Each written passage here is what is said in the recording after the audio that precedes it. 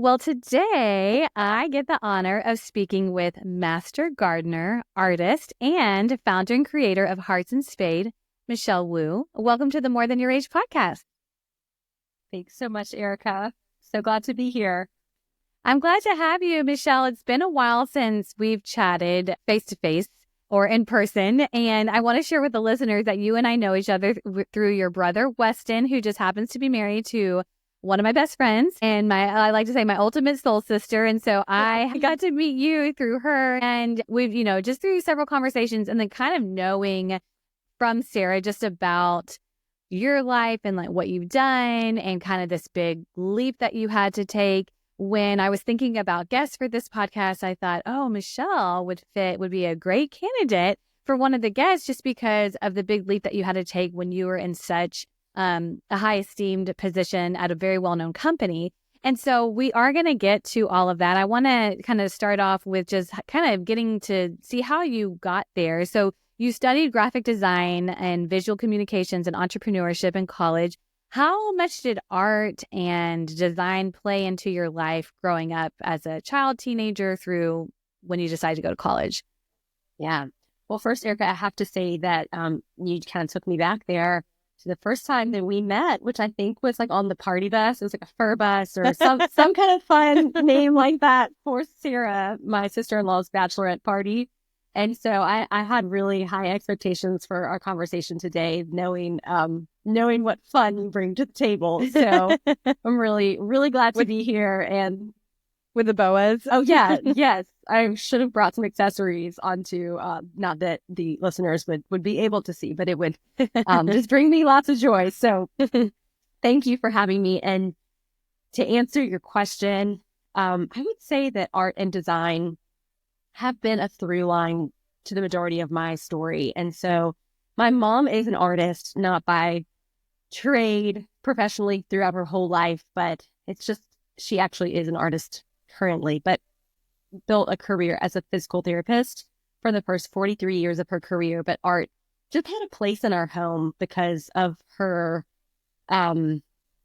gifting as an artist and her creativity. So I think that that was a part of my childhood. I identified as an artist from a young age. I think that everyone going through school does art as part of their education, as far as I'm aware. And I think that I identified that this is something I enjoy, and this is something that I have an ability for from a young age. And I think my mom also fostered that and cultivated that. I remember doing some private art lessons, and I also had a grandmother who was incredibly creative. She was like a walking Pinterest board. I mean, she could just make any kind of craft. She was incredibly skilled at homemaking and making people feel welcomed, and that came to life through her garden, through her kitchen, through just the way that she decorated her home. And so I tasted those things from a young age and gravitated to them. And I think because I identified with that creative side of who I was from an early age, as I approached college, I began to wonder, like, do I want to do something like this more full time? And I do remember taking a summer art camp at SCAD, Savannah College of Art and Design. And I was seriously considering attending school at an art and design college. And I ultimately didn't. I think on one hand, it was, I wasn't ready to commit to that being my lifelong career. And I think that there also is self-doubt at play. Like, can I really make it as an artist? Like, do I really have what it takes? Like, am I really an artist? I think was probably a subconscious conversation that was happening at the same time, but ultimately decided to go with a liberal arts education, kind of more of a mainstream college experience, and landed at UNC Chapel Hill.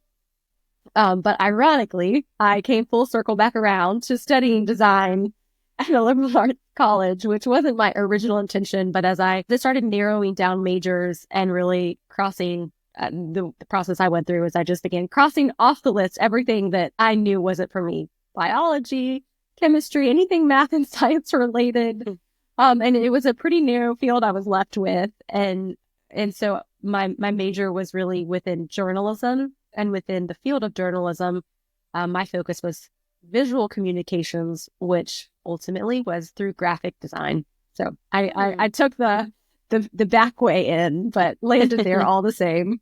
Yeah. Now, okay, because you also studied entrepreneurship, did in the back of your mind, had you thought like, oh, I think one day I do want to own my own business, or was it just a like, oh, business is nice to know? Kind of what was your thought with that? Yeah.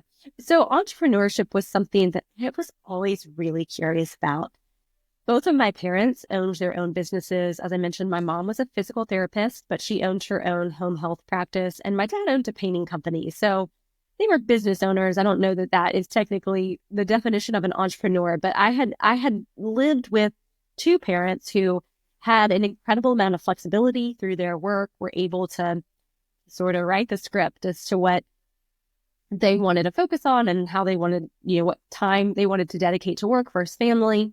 And so I think that model of flexibility just always kind of captured my imagination, and being a creative person, I was very easily inspired by other entrepreneurs and other business owners and companies that, especially companies that were kind of bringing solutions or beauty into the world. And so, yeah, I remember also going to like a leadership workshop camp thing through my school that I somehow was selected for. And I think it started planting those seeds of like what entrepreneurship was in my mind. And as I started looking at colleges, for whatever reason, I was very interested in colleges that taught some form of entrepreneurship. And so Chapel Hill had a pretty new entrepreneurship program, and it was a minor that I was very excited to be a part of, and had an incredible experience through my association with that minor. And that ultimately is how I even was introduced to Spanx. But yeah, I think entrepreneurship has had a place as far back as I can remember in my story. Yeah, it's neat too, though, for you to even recognize that with your parents owning their own businesses, that they were able to have that flexibility to be able to be present and do things, and they could still work but be active parents as well. And so you noted that for potentially what you were going to do. Now so you focus on journalism with graphic design as part of it, and you also had opportunities to travel to China and Turkey, Morocco. Now, when you would travel, were these for pleasure, school, potential work? What took you to these very unique places? Well, yeah, it's fun to look back and sort of see how things come to life. And my dad's side of the family is all Greek. So they immigrated here from Greece. And so also from a young age, I was very exposed to this alternate culture very close to home. There's a large Greek community. And I think there was something that really just spoke to me in that exposure. And so, it just looked really different than visiting the friends in my neighborhood or through my school, going to my relatives' homes. It was loud. It smelled different. There was so much food and people speaking in different languages. And I think I really had a kind of, through that exposure, learned that there's just so much more than like what my day-to-day experience is. And I think that, coupled with, I was involved with a youth group, and through that youth group got to travel to some other places and experience a very different world than the one that I lived in.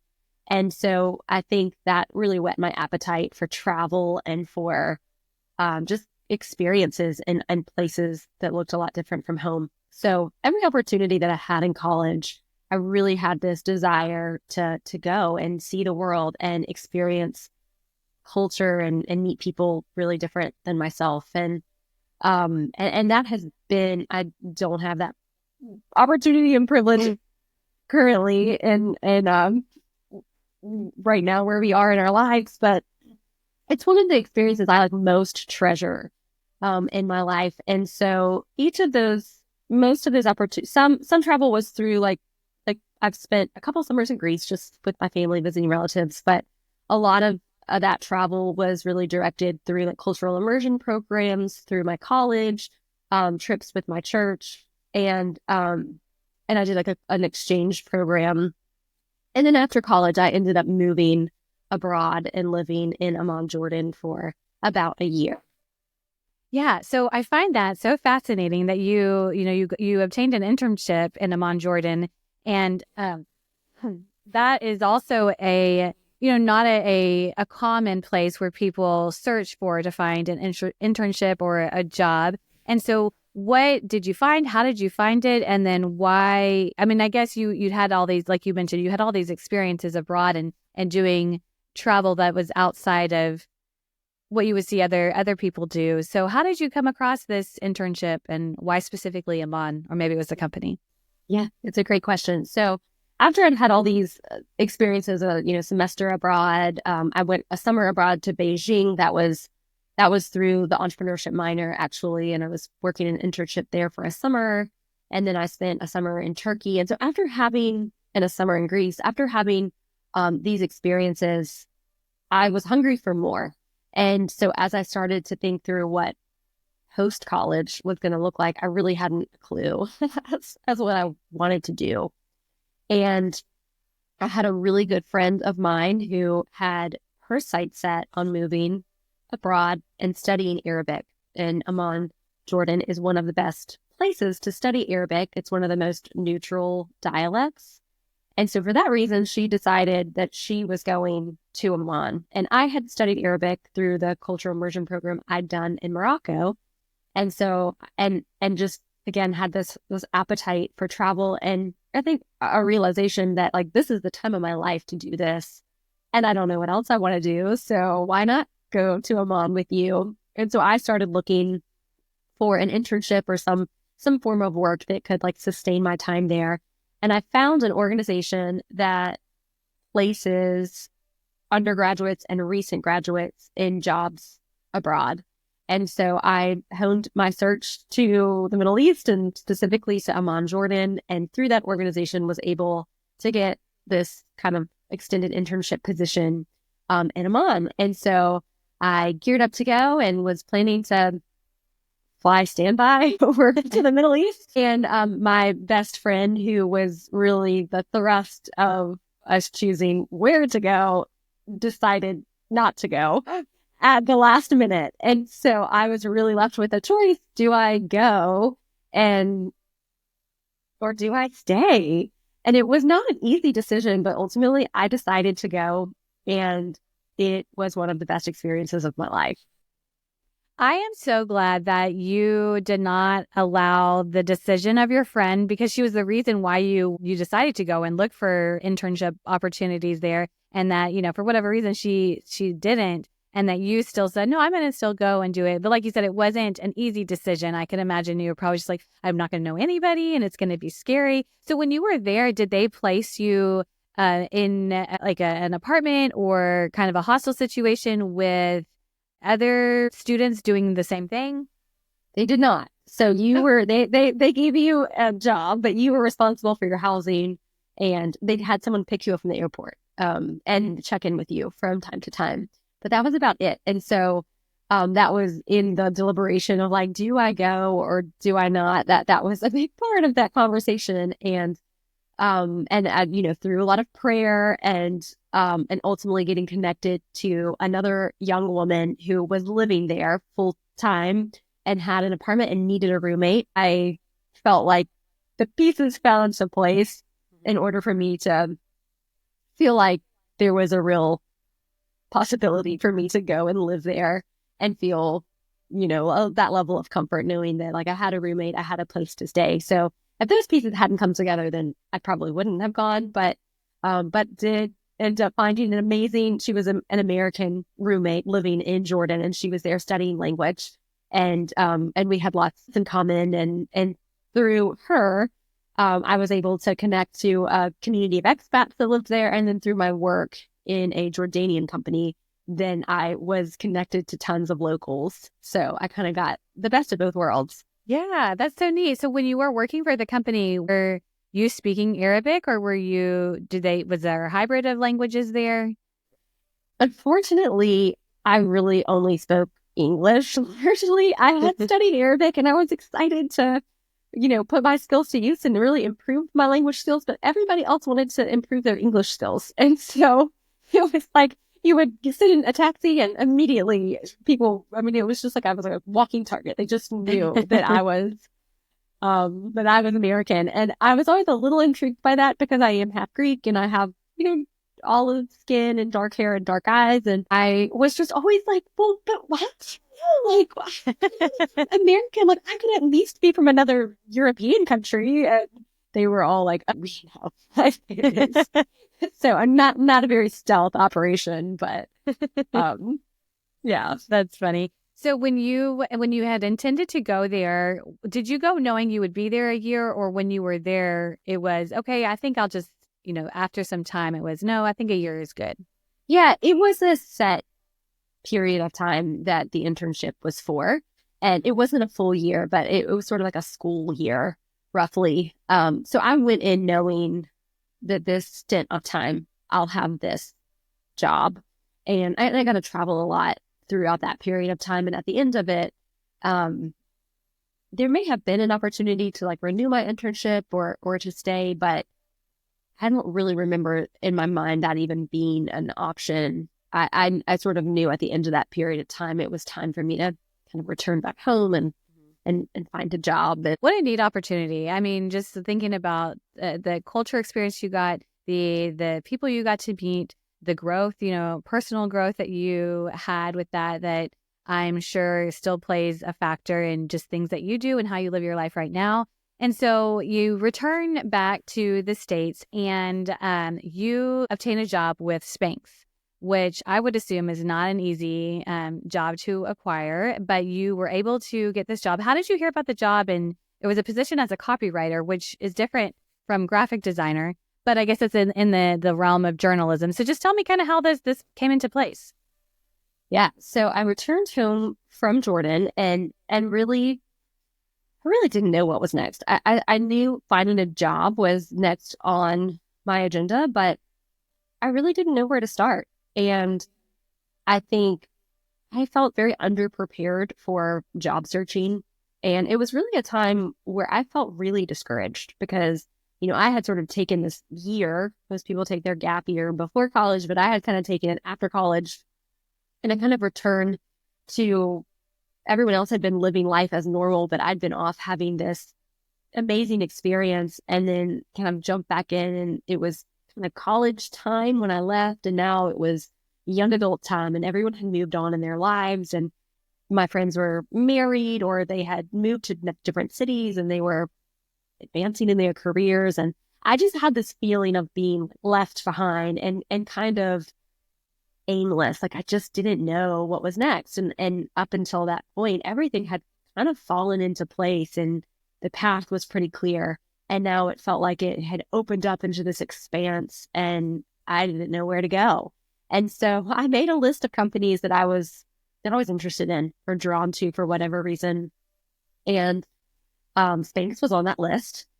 I had been introduced to Spanx actually through my entrepreneurship class in college. And I had applied to an internship there one summer and I didn't get the internship. That was the summer I spent in Beijing. And, but I kind of circled back around. And I think that it's funny now after working there and knowing now what I do about the importance of representation. This wasn't like a conscious thought at the time, but looking back, it makes sense that I was drawn to this company because out of all the case studies that we studied in my entrepreneurship coursework, there was one female-led company. And Sara Blakely, the founder of Spanx, is an incredibly dynamic, inspiring woman. And I think something subconscious while I'm studying this business really connected to me. And I could see myself in the work that she was doing. And so it just kind of stuck. And there was always this intrigue and this interest and this desire to work for a company like that. And so so I had my short list and I just started applying to these companies. I got interviews at a couple places, but really it felt like it was a really long season of kind of going nowhere. I was living at home with my parents and just was feeling like I was getting rejected after getting rejected. I just kept scouring the job listings and kept applying to different positions. And eventually, after applying to a few positions at Spanx, the recruiter called me and said, "Hey, like, we've seen that you are applying to a lot of positions and you're not really qualified, but, we'd love to have you come in and we can just do an exploratory interview." I think it's what they called it.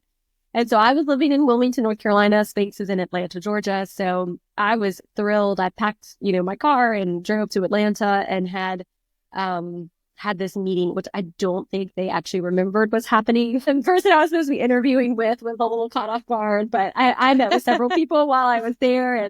And I do remember at the time, like the head of the HR department, like asking me, like, what do you want to do? And I just really didn't know, but I knew that they had a foundation, and I had there's sort of another thread of being really interested in philanthropic work that I was passionate about. And I remember saying, "I see that you guys have a foundation. Like, I would love to be involved with that." And that really wasn't an option at the time, but I could write. And there was a position that they were creating for a copywriter, and they gave me some writing tests, and I somehow passed them. And ultimately, they were willing to take a chance and offer me a job. And that was how I got my foot in the door.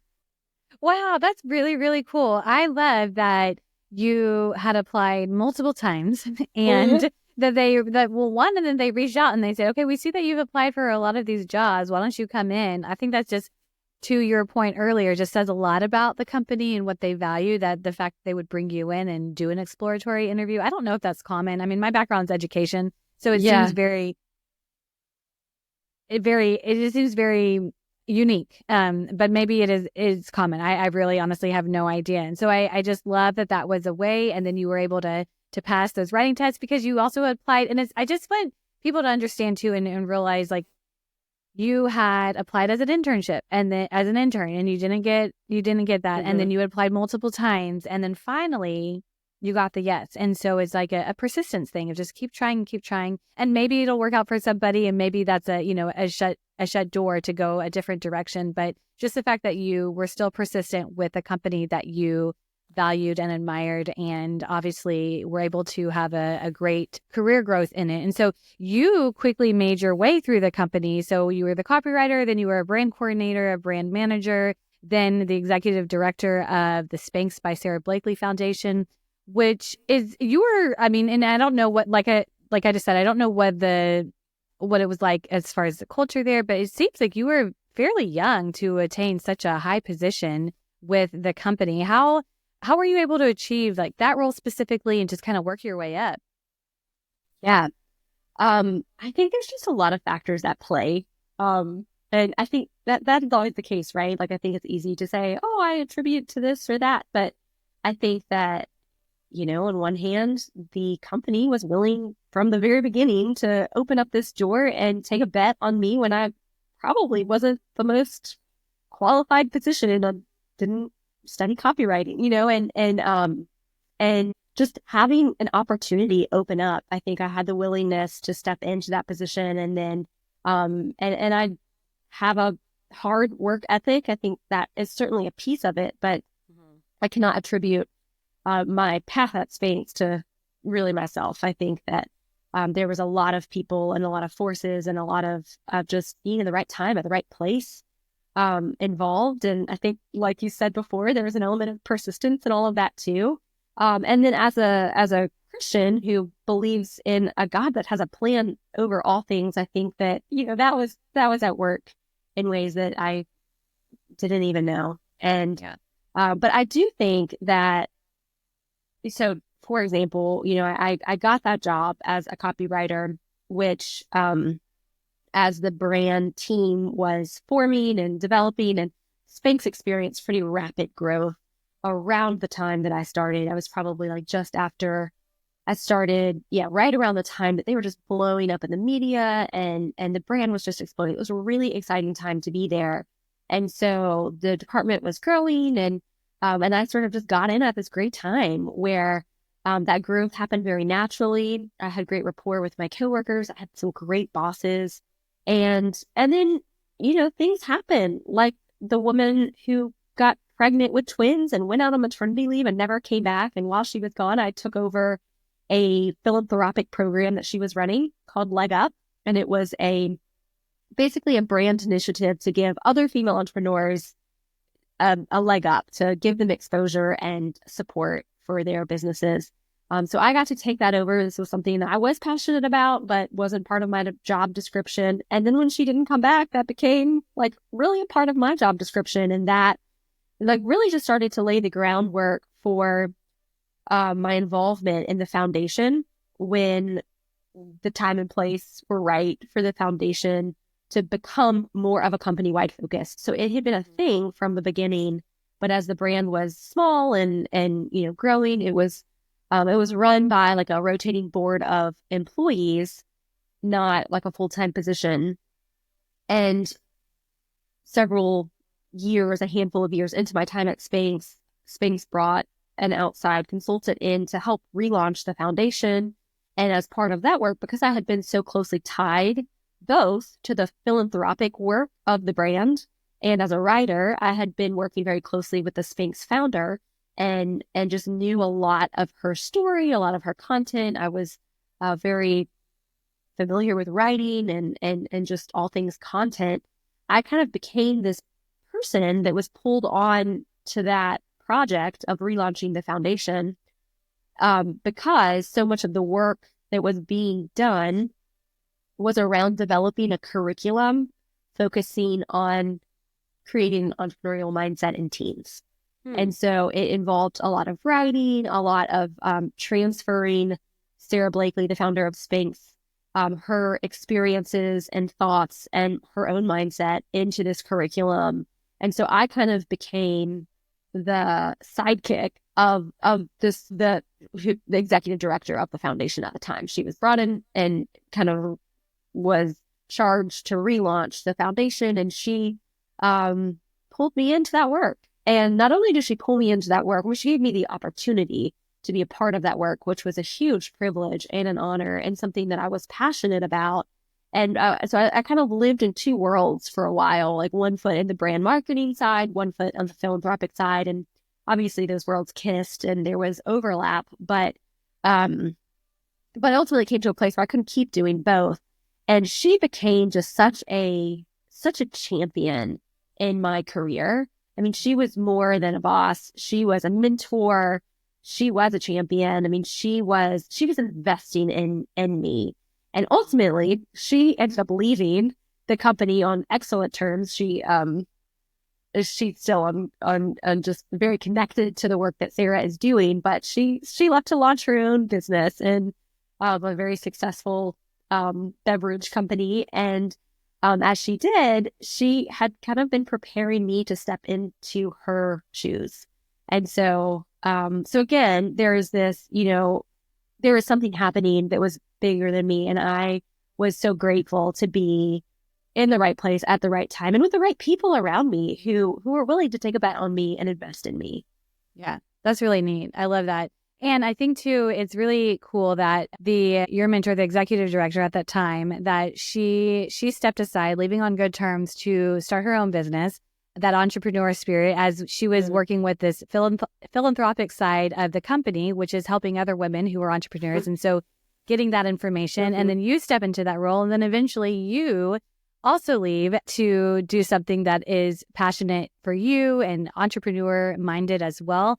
And so I just really think it's neat that that company, wants to do great for women within, but then it's also kind of training you up to start your own thing. Or it seems like maybe it's just encouraged to, hey, yeah, you got a business in mind, like, let's go for it. And so kind of to go back a little bit, while you were working there, you became a mother to 3 children. And a lot of moms speak with having this pull towards wanting to work outside of home, climb the corporate ladder, also being a fully present mother. And then if you have a business idea, wanting to do a business idea.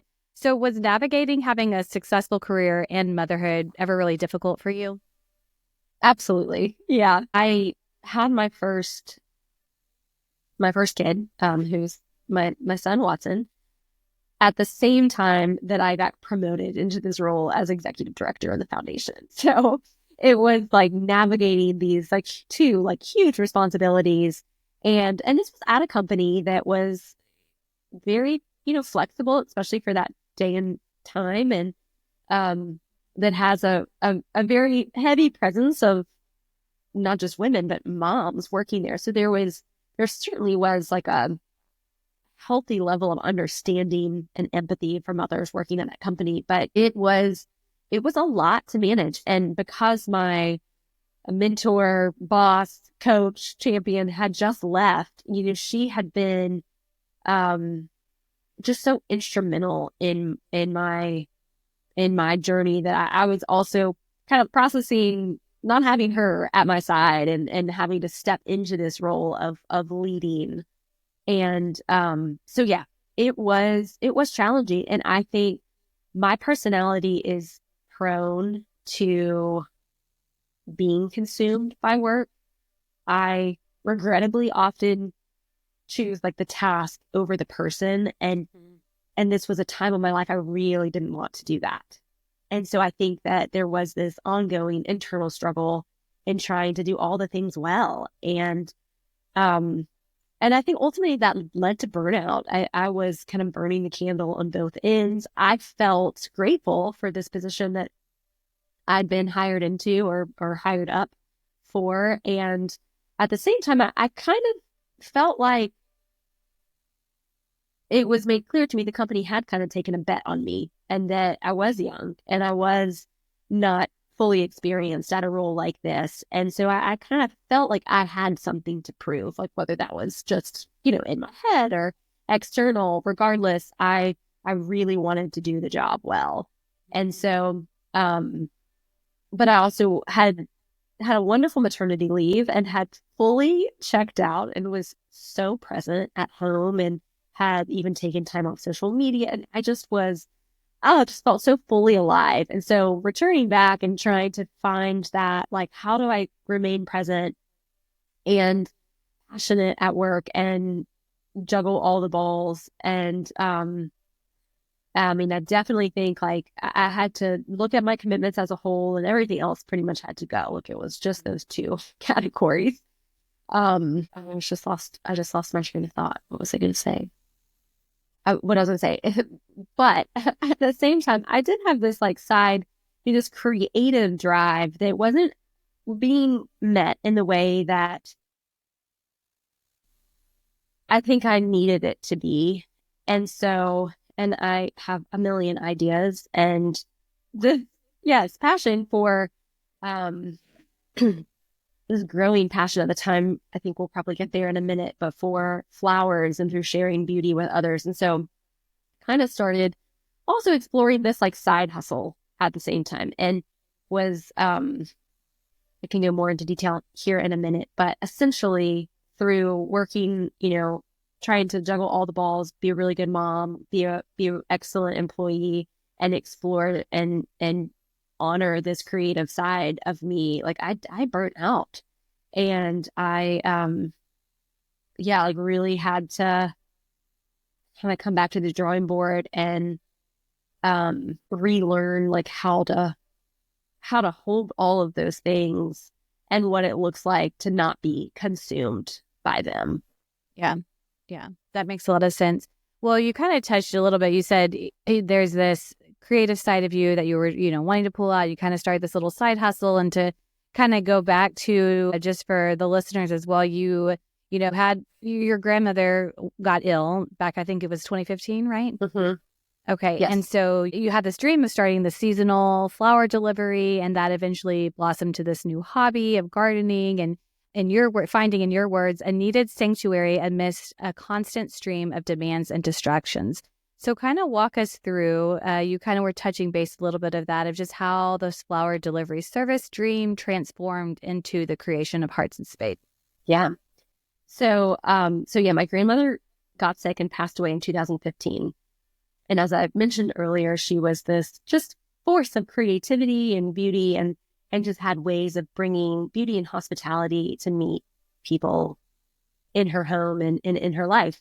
And so as she was sick, I went to send flowers. My mom was with her in the hospital, and I just was so underwhelmed by the floral delivery options in Hickory, North Carolina. And this was before I think a lot of the like hipper floral subscription delivery options had come onto the scene. And it was like this light bulb went off for me, like this, like, we can do this better. Like, and I was already like very intrigued by flowers. And it just sort of sent me down this path of like, I want to learn everything I can about working with flowers, designing flowers, and I want to start a seasonal floral delivery company. And so I started writing a business plan. I use that term very loosely because in my creative working, business plans look much more visual than they involve numbers. So my dismay. But I started like setting to work, just learning everything I could about working with flowers and sort of forming this, nurturing this dream. And I started testing it, and I started arranging flowers, and I ran a number of trial models with subscribers who I would at first deliver these floral arrangements to them. And then I realized very quickly that's a logistics business. I don't want to be delivering flowers. Like, next iteration was, let me ship you the flowers, because really the magic happens when you're involved in the process and when you get to use your hands and cultivate beauty. And as I was just describing, this sort of, as I was rising in my career, this need to unplug and to not be so distracted and to be more present and to be grounded, like I was feeling that need myself more and more. And that is ultimately what I discovered in flowers, was their power to invite rest and to bring sanctuary and to encourage mindfulness and a sense of agency and purpose and all these kind of therapeutic benefits that surrounded working with them. I wanted to share that with others. And it was like I needed that more than ever as I was in this, time of my life where I was busier than ever and had more demands and more pressures. And so I was very passionate about that. I didn't want to give it up, but eventually it did get to that place where I got pregnant with my second, and I just couldn't do it anymore. Like that's when I totally burnt out. And I knew I wasn't ready to leave Spanx at the time, and just financially that didn't make sense for our family. And obviously I didn't want to give up being a mom. And that was like the real clear way forward for the season of life I was in. And so that's what had to go on the chopping block. So I sort of set that down for a year and a half. And then in 2020, the pandemic hit. And I was semi-recovered from my burnout before the pandemic. But during the pandemic, a couple of things happened. One, my work at Spanx really took an exciting turn. In that, I mean, we suddenly had all eyes sort of turned toward what are we doing to help, which is the work of the foundation. Mm-hmm. And so it was a time where I got to be really creative and really hands-on and like really thoughtful about how we carry out our mission, and really involved in that process. And so it was really purposeful and exciting. And it felt like this matters, like this work that we're doing. And we ended up launching a program that gave $5,000 grants to female entrepreneurs. And it was inspiring to just hear these women's stories and to see their commitment and their passion. And so it was very gratifying. And my cup was feeling filled through that work and through just all the other space that was created by the lockdown and just social events being taken off the calendar. And in that space, an idea emerged, or I would say like it was sort of like a clarifying moment. And I remember specifically, like I was just having my quiet time. I was in fair, and I just kind of realized like it's gardening and not like flowers that are dying that I want to share with people, because my garden had become a place of refuge. And all those benefits that I had experienced through flower arranging, they applied to gardening like tenfold, because I mean, you're just watching on repeat this living picture of hope, putting this little seed in the dark earth and covering it up and, seeing something emerge that turns into beauty, not only outside, but something that you can bring into your home and enjoy and share with others. And it was just this really life-giving experience working in my garden and also bringing kind of the fruits of my labor in and getting to arrange them and enjoy them. And that's kind of why I got into gardening in the first place, was from the cut flower perspective. Like, I loved working with flowers, and it's really hard to find some of these specialty heirloom varieties that don't ship well or that are just crazy expensive. Like, you're not going to find them in the grocery store. So I started trying to learn how to grow my own once we had purchased a house. And so I sort of had the foundation laid, and then during COVID, this sort of, stars aligned, and I realized, like, it was my aha moment where I realized, like, this is the thing I really want to share with others, especially in this time where everybody's sort of in need of a sanctuary and this, a place for our, like, souls to feel replenished and to kind of be reminded of the goodness and the beauty and the truth that exists in a world that feels overwhelmingly broken and damaged and sick. And so that is when I picked back up the work and started taking baby steps toward it. Yeah. And, it's what you provide is just so beautiful. And just the gardening yourself of the flowers and the design of it is just, it's actually absolutely gorgeous. And like you said, it was a refuge for you, and being outside can really do that to you. And I kind of want to share something that in a post that you shared on social media back in August, you had celebrated 3 years of being full-time on your own. And so, excuse me, you stated, I left my cush corporate job to take a swing at being a mompreneur. While the leap has been harder than I could have ever imagined, so everybody, flash forward, she left. She left the job. It's also been more rewarding than I could have dreamed. That doesn't mean I've magically arrived at some place of utopia or quote unquote made it as an entrepreneur. Far from it. At the same time, I'm learning over and over again that contentment isn't to be chased, but chosen. When I take my eyes off the moving finish line of success and am honest with myself, I couldn't be more grateful for where the last years has led me. You said a lot more, but this is why I was just very interested in interviewing you, because you had this cush job, you were doing great things, and it was eventually, like you said, there was just burnout because of just not being able to do both. You still loved where you were, and you decided to leave it to chase this dream that eventually cultivated into what your business is now. And so what was the solidifying factor that urged you to take this jump and make that risk? Well, I wish I could give you some really deep personal insight here, but the truth of the matter is our nanny decided to retire, and I had been grappling for quite some time with, is this still where I'm supposed to be? I have all these dreams, all this creative ambition that looks different than my day-to-day work here at Spanx, and it just never felt like it was polished enough, or that it was stable enough, or that I was, that I had enough resources or enough time, or for all the reasons, I think I was afraid to make that leap. And the irony is that that's kind of what I did in my job every day, was encourage these other entrepreneurs. And, the goal was to empower female entrepreneurs. And yet here I was kind of living the safe life, but I needed that outward thrust in order to kind of push me to make the leap. And I think it wasn't a super easy decision even then. She came to us and told us she was retiring. We were so devastated because she was so wonderful. She was like our family. We didn't have family in Atlanta. And she was like, took care of all of us, and was just really special to us in a lot of ways. And so it felt like, oh, wow, this is a huge change. Like, we can't replace you.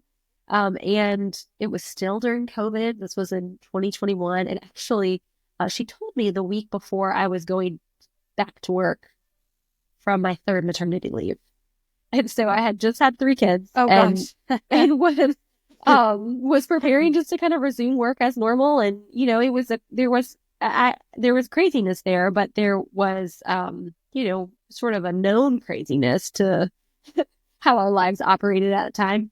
But yeah, I think just really sitting with it, really thinking through like what I really wanted. And obviously talking it through with my husband.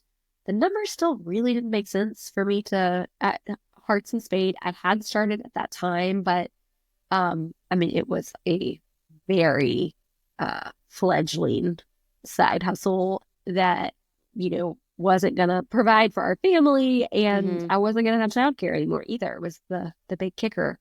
But ultimately I just knew it, like in my gut, and I like stood before the Lord that like it was time. Like I couldn't keep clinging to this thing that felt safe, that it was going to be scary, but it was going to be good. And I had a mentor at the time as I was really wrestling with what to do, asked me to like think about from a third person perspective, like what would Michelle do? And it was a really helpful tool for me at that time to kind of think, yeah, like Michelle's not going to choose the safe option. Like she's going to choose the path of adventure and of faith. And she's not going to cling to outer superficial titles and look to exterior things as her place of identity and significance, which obviously, as you can hear me saying this, these are the temptations, right? Like these are things that I do, right. But I wanted to, just to be faithful with this dream I had been given and give it a chance. And it's not like there's an instant success story here I can like report back to you, but but I am so grateful that, in so many ways, just as I see how I got to that position at Spanx, how the path has unfolded since. There has been a million just little ways where like this needed to happen in order for this to happen. And now my family lives in a whole different state. And we, but like, I don't think we would have ever moved to North Carolina, which is where I'm from and which is where my family is. And we ultimately decided, from a pace of life standpoint, from our schooling and education and just being near family and being outdoors more, being on the beach. Like there's a number of reasons why we made a decision to move. But, looking back, I can even see how the domino effect has played out, and we wouldn't have moved if I had had a job that was still really tying me to Atlanta. And so, it's still a process, but sometimes I think we need those really like external factors to just nudge us in the right direction. And that really is what happened. Yeah. Yeah. I think it's really neat. Back in the quote that you said, one of the things you said too was contentment isn't to be chased, but chosen. I'm saying it now because I don't want to forget it later. And I'm just looking at our time and I want to honor your time as well. And so I just want you to remember that in the back of your mind because it's going to equate to my last question. But before that, I really want to hear more about Hearts and Spades just so that the listeners can know a little bit more. Because like I said, what you provide is beautiful. You really have this amazing talent. I was looking through your website too, and I really didn't realize some of the services you provide. So for people to learn, you provide custom garden designs. I wish you could provide mine here in Texas, but you're in North Carolina. That's okay. You do holiday decor packages, workshops, and classes, and you have calendars and paintings. They're beautiful. So just share a little bit more what people can learn from Hearts and Spade and about your classes and just what you provide. And if there's anything, because I have listeners from all over the states and some from outside of the U.S. So if there's anything that they can glean from what you provide, I'd love to hear a little bit more. Absolutely. Well, so Hearts and Spade is a social enterprise that aims to spread the joy of gardening and support refugees. And so we do that a number of ways. As you mentioned, Erica, we have products that are really inspired by the garden or for the garden. And so these are things to really help create places of refuge in our own homes and gardens. So I realize some people aren't gardeners, so we've got paintings and prints that are inspired by scenes from gardens and of mine and a number of other garden spaces that I deeply admire and draw inspiration from. But we also have actual products that you can put in your garden. And all of our gardening efforts are really hinged around the idea of growing cut flowers and enjoying cut flowers from yard to table.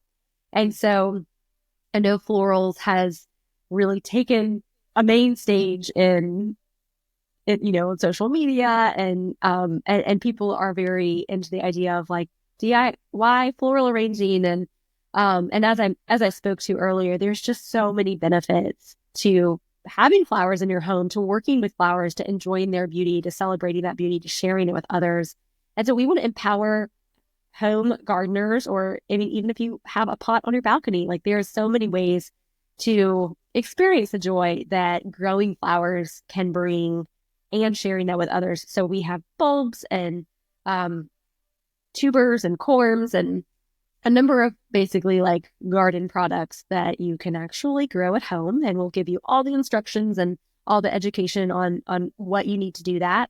And we have lots of content to kind of couch that in both on our website and social media. But then we also have, and these are more local services, but a number of services that support home gardeners to create and cultivate spaces of beauty and refuge. So we do have garden design services, the classes and workshops that can be tailored to specific client needs, but among them, flower arranging, seed starting, bulb planting, just kind of gardening basics.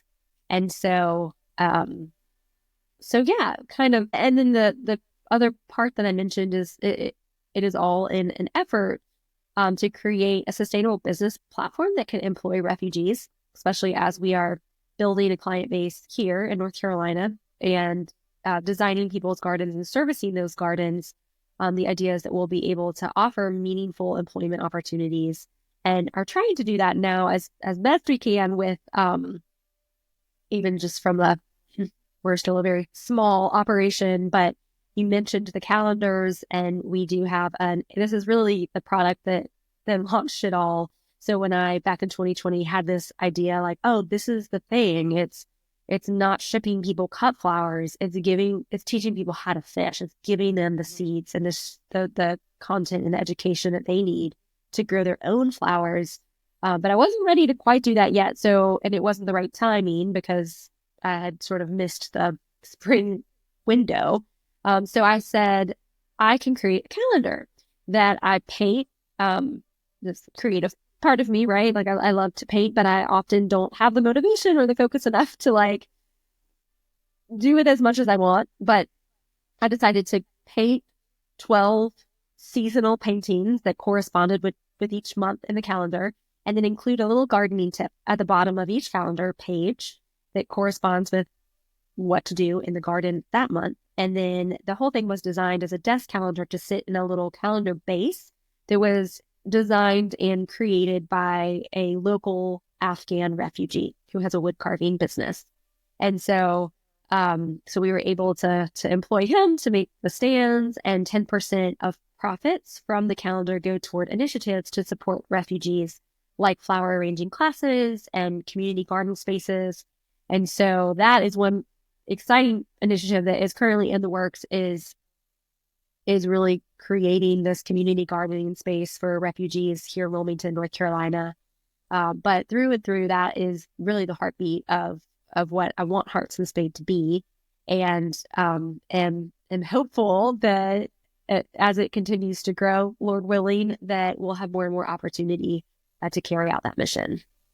Yeah, man, that just sounds so impactful. Just being able to provide work for refugees, and then also helping people in their garden. And I love too just the importance of like teaching, hey, you can plant the seeds and grow the flowers in your own home, and just make that a part of their own refuge themselves and their own backyard sanctuary, whatever that can mean and look like. And I didn't even realize that the calendars had gardening tips for each month. That is amazing. And this episode is going to be released in January. And so for everybody listening, it's a great time to purchase a calendar. We may be halfway through January, but that's okay. We can still get the calendars for the remainder of the year.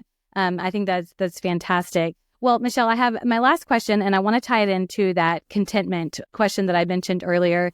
So I'm going to pull that one back up just to remind you. Okay, so you said contentment isn't to be chased, but chosen. So I'd love to hear if you want to just tie it all in together, really just answer however you feel led to. But, you took a leap.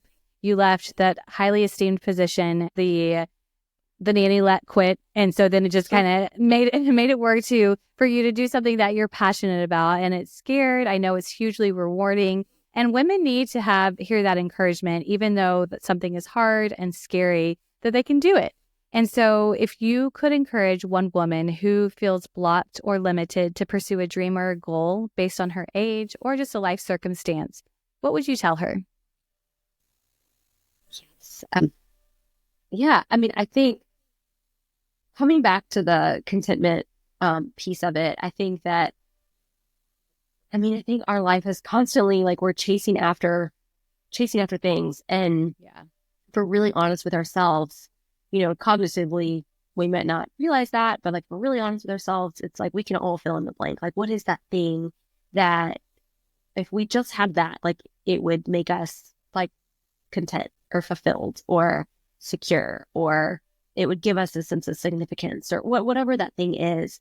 And the reality is like, whatever that blank that you fill, how much of it will be enough? And the answer is always just a little bit more, right? Yep. So it just becomes this rat race, and we all fall prey to it. And so I think it is just a continual reminder that I need, that as a Christian, I believe that I do have fulfillment and identity and security at my disposal through my faith that like can never be taken away. And so I think that is this beautiful gift that I didn't have to do anything but receive. And it frees me to do the work in a different way, not so that the work doesn't have to own me. I don't have to be chasing after this definition of success that really is never going to ultimately be enough. Right. But I get to work out of a place of gratitude and fullness, and that's a choice that we can make. Like, do we want to choose the gratitude and say like enough? Like I have enough, and that can motivate us toward whatever it is that we're seeking. Or do we want to let that thing that we're seeking and its promise for fulfillment be what we're always striving for? And I've totally experienced both sides of that coin. And Sure. and the chasing is a lot more exhausting and never fulfilling, So Yeah. I think I think in encouraging other women, I think that would be one thing, is like, what is driving underneath the work, and let that be the driver and not just this, subjective measure of success, because it's hard, right? Otherwise it's really not going to be worth it. Right. And so I think there's lots of meaning and purpose and gratification that comes with that. The other thing that I would say is, don't discount like the small steps.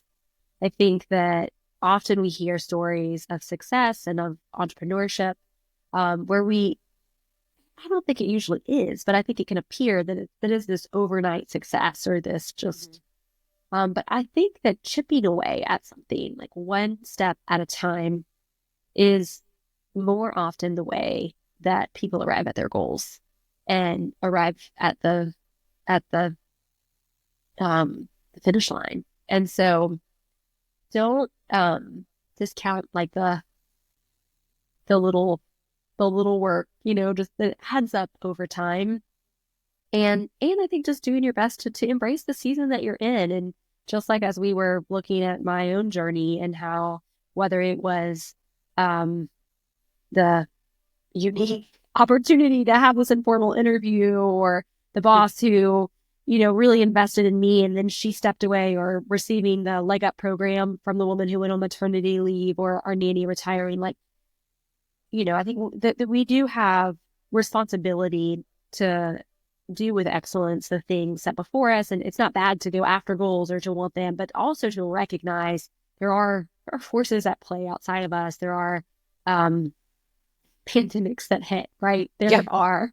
Um, there are people who are in our path who will be instrumental and who will open the door and hold it open, or will invest in us in a special way. Or, I mean, the list goes on, and there's countless ways in which things are working outside of ourselves to make that path clear.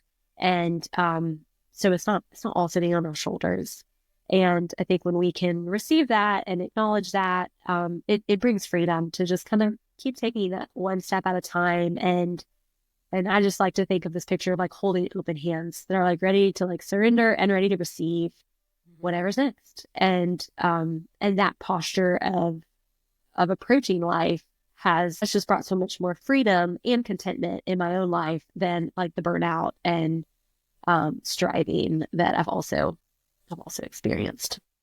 Oh man, that was a great answer. I'm just thinking having someone's opening the door, holding the door open and keeping it open, or I can't remember exactly what you said. And then what is the driving reason for why you're doing what you're doing? So many other things. Michelle, I just appreciate you taking the time. I know people can find your website, heartsandspade.com, and I know you're on social media at Hearts and Spade. So Michelle Wu, thank you so much for joining me today on the More Than Your Age podcast. Thank you so much, Erica. It's been a pleasure. It was a treat. Thank you.